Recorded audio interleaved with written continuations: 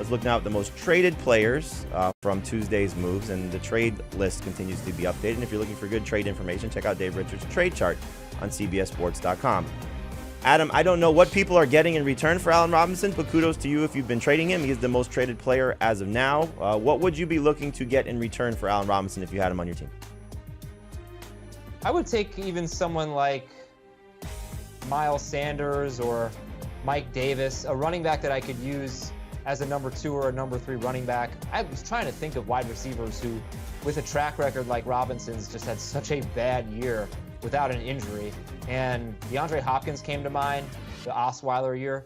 But what's really concerning here for Robinson is that they're not throwing the ball at all. Now, they've won their last 2 games, so that with Justin Fields starting. Their schedule is about to get really tough, and Fields is going to have to throw the ball more. So there is a little bit of production coming for Allen Robinson, but I am not really actively trying to get him. I would be trying to trade him for any player that I think could be a starter for me. How actively are you trying to acquire Calvin Ridley in your leagues, if at all?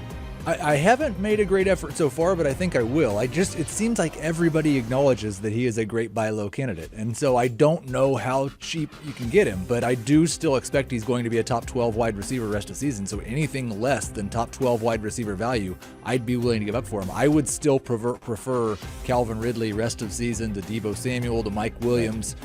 I'm not sure about Cooper Kupp. What about Cordell Patterson? I would take him for sure over Cordell Patterson. Yes. Okay. I mean, we know he can play Patterson at running back. I think the thing that, we don't necessarily say this enough, we probably should, is when there are players, prominent players, especially struggling prominent players on a bye week, it's the perfect time to try and trade for them, because clearly the fantasy manager that has those players could be in a tough spot. If you are dealing from a position of strength where you have a good player on your bench, somebody that has been outperforming their draft position, expectations, flip that player for somebody on a bye that you can help that person now, and then you can get that player hopefully turning things around for the rest of the season. I'm going to ask both of you this question. So, Adam, I'll start with you. Any player on this list that stands out to you the most as a great buy low candidate aside from Calvin Ridley? Yeah, I think A.J. Brown. I have full faith in A.J. Brown. I know he's a little banged up. He didn't play his full snap share in Week 5. But Week 1, he scored a touchdown. Week 2, he could have had a huge game, but he had some drops, uncharacteristic. I'm fine with A.J. Brown. I think he's going to be great, and I don't really trust Julio Jones to stay healthy. So it's possible that in the last 8 to 10 games of the season, A.J. Brown is a top 5, maybe top 2 or 3 wide receiver. So that'd be the guy I'd target. I think that's probably right. I'll also say that I think Miles Sanders is a buy low candidate. After this game against Tampa Bay, they have a very good 3-week stretch, and I was encouraged by the fact that he played a season-high 75% of the snaps last week. All right, so we'll see how things go for Sanders, how things go for A.J. Brown, but tough matchups for them in week number 6.